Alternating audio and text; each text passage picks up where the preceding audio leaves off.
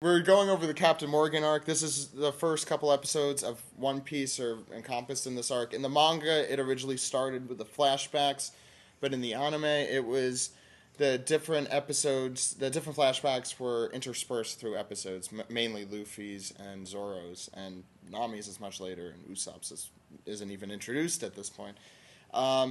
Anyway, the arc starts with in the anime with Luffy in a barrel, but we don't really know he's in it yet.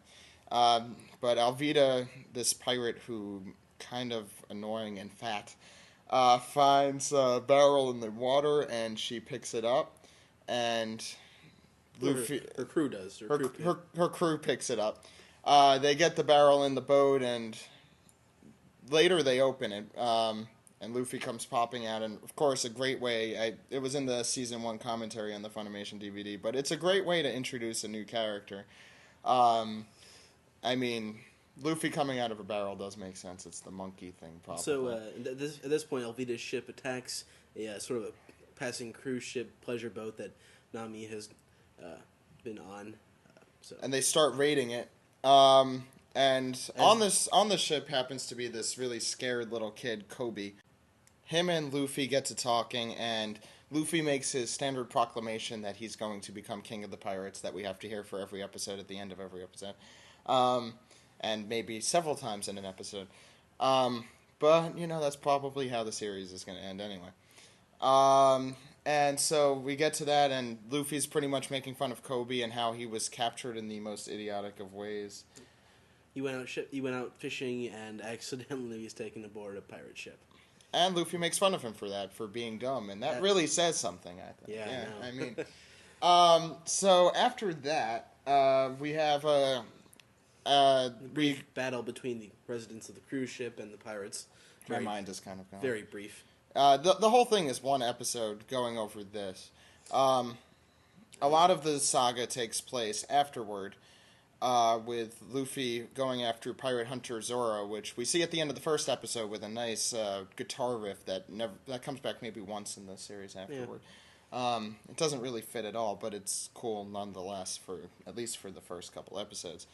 And after that, they go to a town called Shelltown, to a local marine base, where Captain Morgan, this tyrannical captain of the Marines, which we're starting to get the idea that the Marines aren't really the good guys in this show, and the pirates might be a little bit more of the good guys, which will make sense more as we go along. But anyway, Luffy decides eventually that Zoro must become one of his crew members, and this would be his first crew member. And in his true style, he tries to recruit them by saying, "You're going to be in my crew."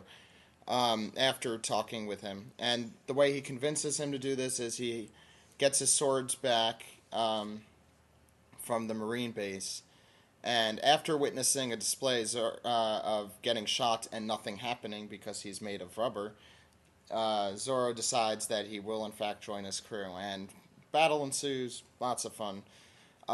Basically, Zoro joins the crew, and Kobe decides that he will join the Marines, even though he was associated with these pirates. They still let him do it.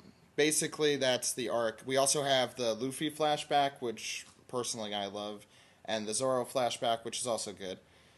I mean, the Luffy flashback is important for the entire series. We're introduced to the character Shanks and his crew, and we see a lot of how he approaches situations. But overall, what did you think of the arc? Well, it's a good introduction to an anime. I mean, it doesn't misrepresent what the story is going to be about. So far, we've sort of stuck with the narrative of the pirates building his power over the time and moving on to bigger and better opponents. And I don't know. It's guess that's why you start with a kind of. Yeah, it's pretty. It's kind of, the artwork is definitely pedestrian compared to what we've seen recently, which has become incredibly amazing, especially since, I don't know, the end of Skype when they started broadcasting in high definition and widescreen, which has been starting to look really, really nice. I mean, a series isn't all animation. I mean, it helps a lot. It makes it easier to watch. But a lot of people complain that the beginning of One Piece moves a little slow. And it does move slowly, I mean, more so a little bit in the later arcs, but it picks up to such a pace later on that this Well, series. that's more of a complaint we can reserve for the Bharati and the Kuro arcs, which are understandably criticized for being incredibly long. Yeah. I mean, Bharati has some cool cameos. Or if not actually being long, seeming long. Yeah. Especially the Kuro arc, to an extent that I'll go over when we go over that arc in 2 weeks from now. Anyway, personally, I also feel much the same way. But I think the first 3 episodes is a better representation of the series than the episodes that immediately follow, except maybe the Buggy arc is pretty good.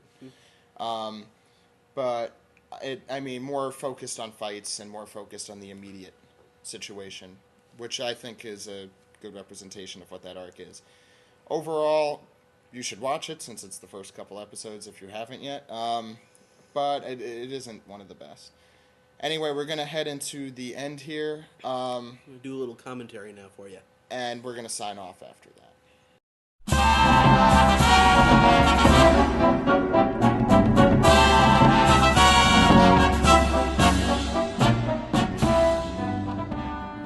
This is the Piece Together segment. Normally, what we'd have are reactions from fans, but since this is our first episode, and I'm sure very few people have heard of us right off the bat, we're gonna commentate on the certain situation, especially with the simulcast, just to get it off our chest and to assure fans that there are still One Piece fans out there, and we could get you in touch with other One Piece fans and really start a movement to make it more mainstream. Since this is a show I really feel could reach out to anyone across America. I mean, I got my friend who has very little interest in anime to watch this show, and he's very far into it.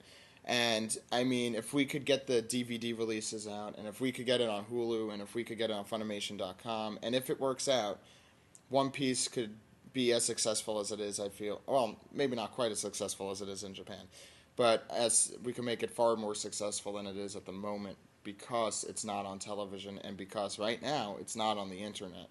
But normally this segment will be for you, the fans, and we'll get it, as I said at the beginning of the podcast, we'll get it on Skype. Eventually we'll have phone messages and we'll get it on there. We'll have emails. I'll read emails out. I don't think we will ever have Twitter because I think that's a odd and insane thing, but we'll also have maybe Facebook. We'll try every media so you can get in touch with us, including on other forums, and if we eventually make our own forums, we'll do it on that. And you're free to comment on our website, onepiecepodcast.com. So with that, Ed, do you have anything to commentate on? Not really this week. Maybe we'll do something next week.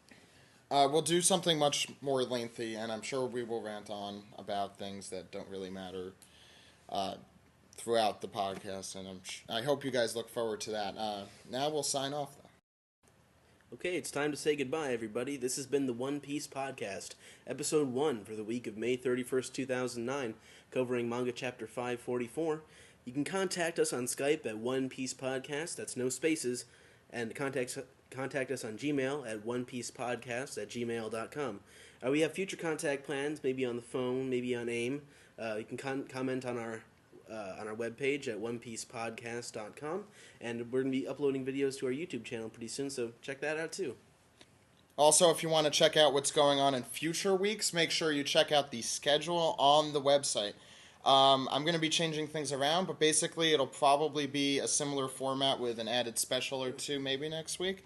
And definitely we're going to try and get some fan comments and maybe a live Skype chat, as I said earlier in the podcast. And hopefully if Funimation and Toei can get their act together and maybe improve the security on their website, we can get a legally streamed anime review for next week, hopefully. And we'll definitely do that if it's legal. I don't think we'd do it if it was illegal. So with that, I think, Ed, you want to wrap up? All right. Okay, we'll see you next week. Bye-bye. Bye.